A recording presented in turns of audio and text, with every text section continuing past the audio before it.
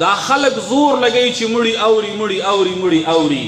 جمال قاسمی کی قاسم نانوتوی سے ذکر کئی کہ چرته دا ومنل شي او یو سړی ډیر زور لګي او ثابت کی وای د شرک یو دروازه به ثابت کی، شرک یو دروازه به خلکو ته کولاو کی. خلک وای زمون اوري نو بیا بزی وای بم ورتا، بیا بل تزی وای بم ورتا چې دا اولیاء دي مونږه دی ته وای دی الله رب العزت ته وای. پوه شئ کنه.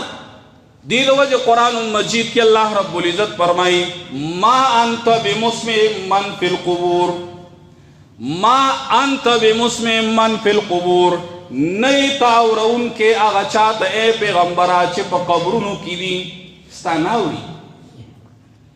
پوش کنا ناوری انکا لا تسمع الموتا، انکا لا تسمع الموتا، یقیناً پیغمبرت نشی آورولے مڑوتا، مڑوتا نشی آورولے مڑی ناوری خبری. نو گورا دا قرآن مجید پیسا لدا، قرآن پیسا لدا چی مڑی ناوری.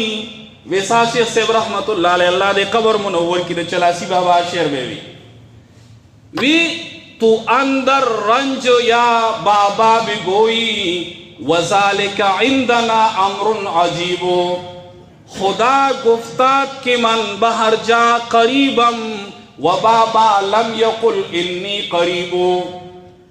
وی گورا تو اندر رنج یا بابا بھی گوئی وی تچیب کلا پا غم و پا تکلیف مصیبت کیوے یا بابا را مدد شے. وذالک عندنا امر عجیب، دا خود دیر عجیبہ کار کے عجیبہ مسلمانے. ولی خدا گفتات کی من بہر جا قریبم، اللہ رب العزت وی پا قرآن کی چی انی قریب زدت نزدیم.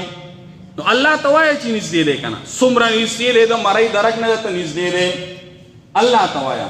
وبابا لم یقل انی قریبو، بابا خدا چرتا ندی ویلی چیزا تنزدے اما توایا. اخو لرے دے و دول اسمانا خاوری پہ اختی دی تال تلڑ شو بیام قرآن وی چی ناوری.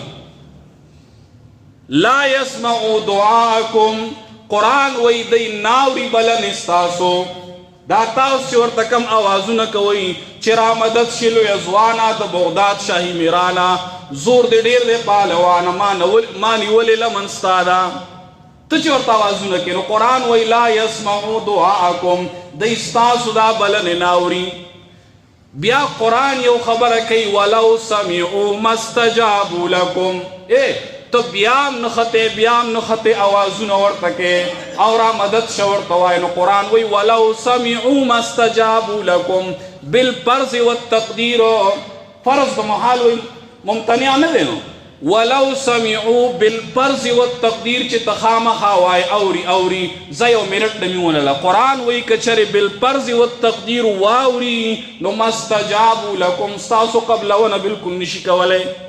مطلب دے سے گم شپ دی مطلب دے کسی ضرورت دے دے نو گم شپ کو مڑو سر نہ لگے ضرورت دے دے نو ضرورت اللہ وی تعالی پورا کولے نشی.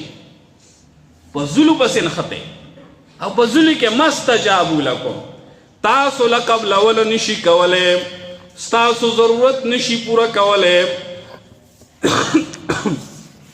دید وجینا قرآن مجید کی اللہ رب العزت ما چکم آیت کریم الاستے ہو اغیکم اللہ وی ومن یدعو ما اللہ الہا آخر لا برحان له به ومن یدعو ما اللہ الہا آخر سوک چند اللہ سرا بل سوک حاجت روا گنی او آواز ورتکی را مدد کئی نو لا برحان له به اللہ وی دا سرا بالکل پدیبانی دلیل نشتے.